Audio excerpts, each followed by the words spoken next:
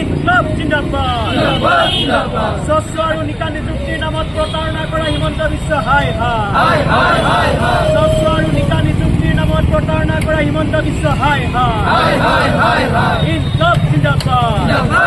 আমি ডিৱাইএফআই আজি সমগ্ৰ অসমৰ 5 ঠাইত 3টা দাবী মূলতঃ উত্থাপন কৰি আন্দোলনৰ কাৰ্যসূচী গ্ৰহণ কৰিছোঁ। আমাৰ প্ৰথম কথা হৈছে যে APSC 2013 আৰু 14 বৰ্ষৰ নিযুক্তিৰ ক্ষেত্ৰত বিপ্লৱ কুমাৰ শৰ্মা আয়োগৰ যি প্ৰতিবেদন সেই প্ৰতিবেদন কাৰ্যকৰী কৰিব লাগে। 2013 চনৰ সমস্ত নিযুক্তি বাতিল কৰাৰ কথা আয়োগৰ প্ৰতিবেদনে কৈছিল আৰু ইয়াৰ লগতে 14 চনৰ ক্ষেত্ৰত বিতংভাৱে তদন্ত কৰি দোষীসকলক শাস্তি প্ৰদানৰ কথা কৈছিল। কিন্তু আমি দেখা পাইছোঁ যে মুখ্যমন্ত্ৰীয়ে বক্ৰপথেৰে চাকৰি গ্ৰহণ কৰা সকলক সুৰক্ষা দি আহিছে আৰু সমগ্ৰ নিযুক্তি কেলেংকাৰীৰ ক্ষেত্ৰত তেওঁ ক্ৰেডিট ল'ব বিচাৰে। কিন্তু আমি প্ৰত্যাহ্বান জনাইছোঁ তেওঁ সঁচাকৈ ক্ৰেডিট দিম তেতিয়াহে যেতিয়া তেওঁ 2013 চনৰ সমস্ত নিযুক্তি বাতিল কৰিব। সেয়া হৈছে APSC নিযুক্তিৰ ক্ষেত্ৰত আমাৰ দাবী।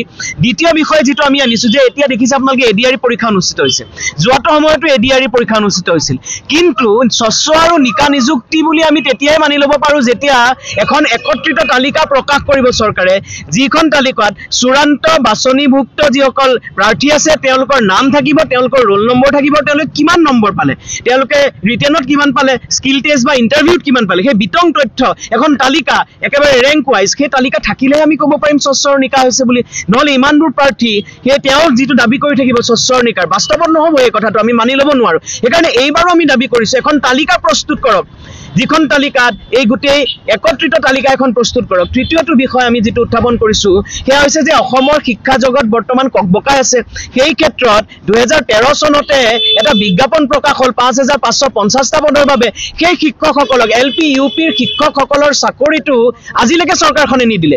ইমান দেৰি কিয় তেওঁলোকে পেলাই থয়, ইমান পিছুৱাই কিয় ৰাখে? এনেকৈ অসমৰ শিক্ষা জগত উন্নত হ'ব নেকি, আগবাঢ়ি যাব নেকি? সেইকাৰণে তেওঁলোকৰ চাকৰিটো তাৎক্ষণিকভাৱে দিয়াৰ কাৰণে, তেওঁলোকৰ মেৰিট লিষ্ট প্ৰকাশ কৰাৰ কাৰণে আমি দাবী জনাইছোঁ। আৰু ইয়াৰ লগতে আমি দেখা পাইছোঁ যে এই সময়ত ঠিকা নহয় স্থায়ী নিযুক্তিৰ দাবী কৰি আহিছে আৰু আন্দোলনত বহিছে NSMৰ কৰ্মচাৰীসকল, পলিটেকনিকৰ শিক্ষকসকল, গোপালকসকল, টিউটৰসকল, সকলোৱে আন্দোলন কৰিছে। আৰু NSMৰ কৰ্মচাৰী হওক বা শিক্ষকসকল তেওঁলোকে গোটেই অসমখন চলাই ৰাখিছে, তেওঁলোকৰ কাৰণে চলি আছে। আজি 24 সহস্ৰাধিক NSM কৰ্মচাৰী আন্দোলন কৰিছে, তেওঁলোকে দাবী জনাইছে, কিন্তু চৰকাৰৰ কোনো কাণসাৰ নাই। এইখন চৰকাৰে মূলতঃ নিয়মীয়া কৰাত তেওঁলোকৰ আগ্ৰহী নহয়, কাৰণ ডিছপজেবল গ্লাছৰ দৰে যুৱকক ব্যৱহাৰ কৰিব বিচাৰিছে, অসমৰ যুৱ সমাজক ব্যৱহাৰ কৰিব বিচাৰিছে।